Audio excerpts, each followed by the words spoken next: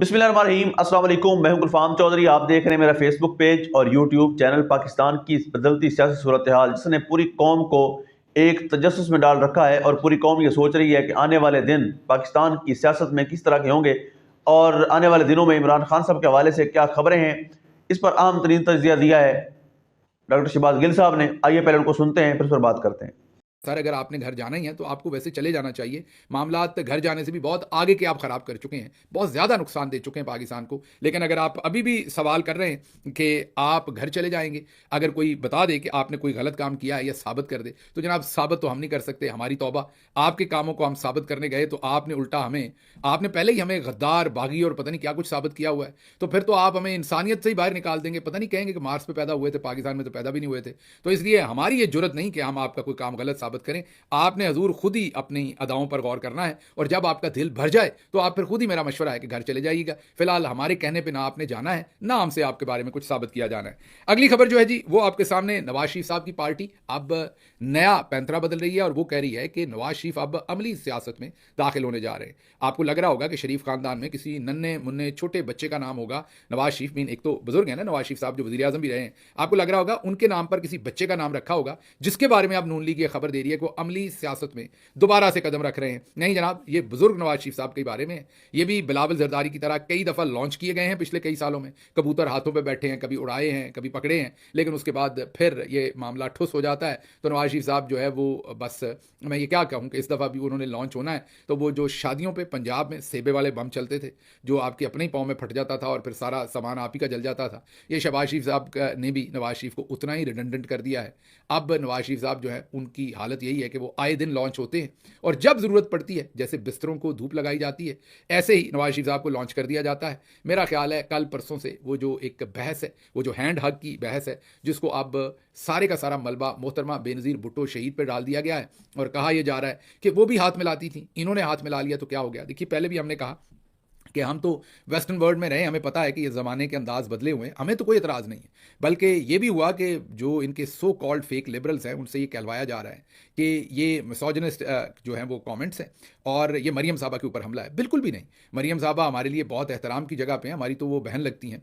वो बिल्कुल उन्होंने मुसाफा करना है करें, लेकिन फिर हमें समझ नहीं आती कि वो कौन से कॉमेंट थे जब नैब उनसे इन्वेस्टिगेशन करना चाहती थी और वो कहती थी कि मैं नामहरम मर्दों के सामने बैठ के सवालों के जवाब नहीं दे सकती। उसके अलावा हम आपको ये बताते हैं कि ऐसा नहीं होता। जब आउट ऑफ प्रपोर्शन कुछ होता है तो ये देखिए, ये अमेरिका की बात है। अमेरिका में जो ये हस्बैंड है कामिला हैरिस, जो उस वक्त वाइस प्रेसिडेंट के लिए थी, कामिला हैरिस के ये जो हस्बैंड है, और इनके साथ जो सदर बाइडन है उनकी बेगम ने ये एक बोसा दिया था। और जाहिर है जो वेस्टर्न कंट्रीज़ है उनमें गाल के ऊपर बोसा देना जो है वो अक्सर नॉर्मल ही लिया जाता है। कुछ कल्चर्स में, कुछ में नहीं लिया जाता।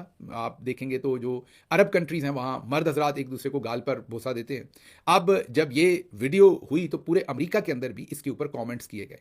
अब आप अमेरिका को भी मिसोजिनस कह दें, पूरे के पूरे कल्चर को और इन तमाम सहाफ़ियों को और इन तमाम अखबारात को वहाँ पर मिसोजिनस कह दें, मतलब कि आप कुछ भी करें, उस पर कोई भी कमेंट करें तो आप फौरन औरत कार्ड निकाल लेते हैं, उसे मिसोजिनस कह देते हैं और पता नहीं क्या कुछ होता है। अब अमेरिका में ये बहस क्यों हुई थी? क्योंकि अमेरिकी जो कल्चर था उससे भी मामला थोड़ा सा हटके हुआ था। हालांकि आपको अमेरिका में पता है, अमेरिका तो एक वेस्टर्न कंट्री है, उसमें तो बहुत सारा ज़्यादा जो पाकिस्तान के कल्चर की निस्बत बहुत ज़्यादा एक्सेप्टेंस है। लेकिन पूरे अमेरिका के अखबारात ने भी अगले दिन लिखा था कि ये आउट ऑफ प्रोपोर्शन है। हाँ, ये दुरुस्त है कि उसमें कुछ लोगों ने कहा था कि ये जो बोसा है ये होंठों के ऊपर नहीं दिया गया, ये कैमरे के एंगल की वजह से लग रहा है। लेकिन क्योंकि कुछ लोगों को कैमरे के एंगल या रियलिटी में ये जो बोसा था, ये जो चुमना था, वो होंठों के ऊपर लग रहा था, तो उसके ऊपर बहुत वावेला मचा था अमेरिका के अंदर। तो किसी भी सोसाइटी में, कल्चर में आउट ऑफ प्रोपोर्शन आप कुछ भी करेंगे तो लोग उसके ऊपर सवाल उठाएंगे। लेकिन फिर आपको पता है कि जैसे कुर्बानी का जो सीज़न होता है उसके बाद खालें उठाते हैं, लेकिन साथ साथ एक डिपार्टमेंट होता है जो अलाइशें उठाता है। अलाइशें में आप किसी को अलाइश नहीं कह रहा, मैं सियासी तौर पर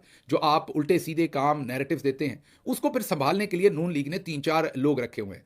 आप ज़रा गौर कीजिए कि वही लोग जो एक तरफ मिसोजिनिस्ट होने का ताना दूसरों को देते हैं, वो अपनी कार्रवाई क्या कर रहे हैं। सबसे पहले तो आसमा शराजी साहबा देखिए, जिन्होंने खुद एक बड़ा ही घटिया घटिया और गलीज किस्म का कॉलम लिखा था बुशरा बीबी के खिलाफ, जिसमें वही इल्ज़ामात लगाए थे जो शहबाज शरीफ और नून लीग लगाती थी। जादूगरनी, काला जादू, सुइयाँ, पुतले, बकरों के सर, मीन तमाम की तमाम और ऐसे इल्ज़ामात लगाए थे। और जब उनको काउंटर किया गया था तो फिर उनमें इतनी अखलाकी जुर्रत भी नहीं थी। बिल्कुल उसी तरह जब उन्होंने सरकारी हज किया था और उनमें अखलाकी जुर्रत नहीं थी कि वो ये मानती कि मैंने गलत किया है, बिल्कुल उसी तरह वो इस काम से भी मान गई। उसके साथ साथ जावेद चौधरी साहब को सुन ले, उन्होंने भी नया काम अपना कारनामा किया है। उन्होंने बुशरा बीबी पे हमला कर दिया है। हैंड हग जो है वो मरियम साहबा की है, मुसाफे पे मोहतरमा बेनज़ीर भुट्टो साहबा भी करती थी। अभी मरियम साहबा जब चाइना गई थी तो वो मुसाफा कर रही थी। उससे पहले स्पेनिश एक डेलीगेशन जो है, हम ये सारी खबरें कवर करते रहे हैं आपके सामने, तस्वीरें भी दिखाते रहे हैं। अभी स्पेनिश डेलीगेशन जो है वो आया हुआ था लाहौर में, वो मरियम साहबा से मिला। उससे पहले डोनाल्ड ब्लूम जो थे वो मिले, जो अमेरिकी जो सफ़ीर थे पाकिस्तान में। तो ये तमाम लोग हैंडशेक करते रहे। मरियम नवाज साहबा भी हैंडशेक करती रहीं। उससे पहले बेनज़ीर भुट्टो साहबा भी। और किसी पाकिस्तानी को इस पर एतराज़ नहीं। लोग समझते हैं कि ये ज़माने के अंदाज़ हैं, लेकिन ये जो हैंडशेक है ये बिल्कुल उसी तरह से है जैसे अमेरिका में जो गाल के ऊपर बोसा देना है वो यूजुअली नॉर्मल समझा जाता है और उस पर कोई बात नहीं करता। लेकिन जब यही काम जो बाइडन साहब की बेगम और कामला देवी हैरिस के जो शौहर हैं उनके दरमियान हुआ, कैमरे का एंगल कहें या जो भी कहें, तो पूरे अमेरिका का मीडिया जो है वो उसके ऊपर बात कर रहा था। जब भी कुछ आउट ऑफ प्रोपोर्शन होता है लोग बात करते हैं। और यहां पर तो स्पेशली क्योंकि मरियम नवाज खुद महरम ना महरम की बातें कर चुकी हैं, लेकिन अब जावेद चौधरी साहब अलाइशें उठाने के लिए सीधा ही बुशरा बीबी पर हमला आवर हो गए और कह रहे हैं कि उनके हाथ नंगे नजर आ रहे थे। जरा मैंने कल ही आपको वीलॉग में कहा था ना कि अगर यही जो इस तरह का मैं दोबारा रिपीट कर रहा हूं, इस तरह का हैंडशेक जो है वो अगर इमरान खान साहब से निस्बत में कोई खातून करती तो फिर इस मुल्क के अंदर इन्होंने क्या वावेला मचाना था, क्या क्या फतवे देने थे, वो ऑलरेडी शुरू कर दिया। जावेद चौधरी ने कहा कि जब बुशरा बीबी उस धरने में एहतजाज में आई तो उनके हाथ नंगे थे। अब हाथों का भी पर्दा जावेद चौधरी साहब ने करवाना है उनसे। और उन्होंने कहा कि उनकी आस्तीनें नजर आ रही थी। मतलब एक तरफ गौर कीजिए स्टैंडर्ड क्या है और दूसरी तरफ क्या है। जरा सुनिए, 10-15 सेकंड की ये एक क्लिप है, जरा सुनिए। अगर उन्होंने हैंडशेक कर लिया तो ये कौन सी क़यामत आ गई, मुझे इस चीज की समझ नहीं आ रही। और मोहतरमा बेनज़ीर भुट्टो भी हैंडशेक करती थी, बहुत सारी जगहों पे करती थी। फिर अगर बुशरा बीबी को देखें तो बुशरा बीबी 24 नवंबर को पेशावर से यहां इस्लामाबाद आई थी और उससे पहले वो मुकम्मल तौर पे पर्दे में होती थी और उन्होंने ग्लव्स पहने होते थे हाथों पे। लेकिन इस मरतबा उनका जो पर्दा था वो भी मुकम्मल नहीं था, वो भी बड़ा कम था और हाथ भी थे उनके नंगे थे और बल्कि उनकी आस्तीनें भी नजर आ रही थी और इस तरह वो हाथ भी हिला रही थी। उन्होंने तकरीर भी की। ये आपने सुन लिया कि ये नई ड्यूटी थी, ये सबको दी गई। अच्छा जी, अगली खबर की तरफ चलते हैं। कनाडा से आपके सामने अगली खबर रखेंगे और वो है कि जस्टिन जो कैनेडियन प्राइम मिनिस्टर थे उन्होंने रिजाइन कर दिया है। और रिज़ाइन करने की बड़ी वजह एक तो अंदर उनकी जो असम्बली थी वो फ़ाल नहीं रही थी, माइनॉरिटी गवर्नमेंट थी, असम्बली चल नहीं रही थी। दूसरा, अब सदर ट्रंप का भी उनके ऊपर शदीद प्रेशर था और सदर ट्रंप ने एक ट्वीट भी किया है जो कि बड़ा ही इंटरेस्टिंग ट्वीट है। उन्होंने ये कहा है कि कनाडा एक तो घाटे में है, अमेरिका को उनकी वजह से खसारा लेना पड़ता है जो उनका ट्रेड एग्रीमेंट है कनाडा के साथ, और उसके साथ साथ उनकी फ़ौजी तौर पर भी हिफाजत अमेरिका को करनी पड़ती है। और कनाडा जो है वो इस वक्त मुनाफा बख्श नहीं है और उसका घाटा अमेरिका पे आता है। तो क्यों ना कनाडा जो है वो अमेरिका को उसकी 51st स्टेट के तौर पर ज्वाइन कर ले और कनाडा और अमेरिका दोनों मिलकर एक बहुत अजीम नेशन बनेंगे। ये एक कमेंट है, अब देखते हैं कैनेडियन इसे सपोर्टिव लेते हैं या ऑफेंसिव लेते हैं। बहरहाल कनाडा में जो उनके प्राइम मिनिस्टर जस्टिन है उन्होंने रिज़ाइन कर दिया है, वो अभी काम जारी रखेंगे जब तक कि अगली उनकी पार्लियामेंट बनती है और उसमें से उनकी अगले जो प्राइम मिनिस्टर इलेक्ट होते हैं उसके बाद वो घर चले जाएंगे। लेकिन उन्होंने पार्टी से भी रिज़ाइन कर दिया है और पार्टी की हेड जो चेयरमैनशिप थी या हेड थे, और साथ उन्होंने प्राइम मिनिस्टरशिप से भी रिजाइन कर दिया है।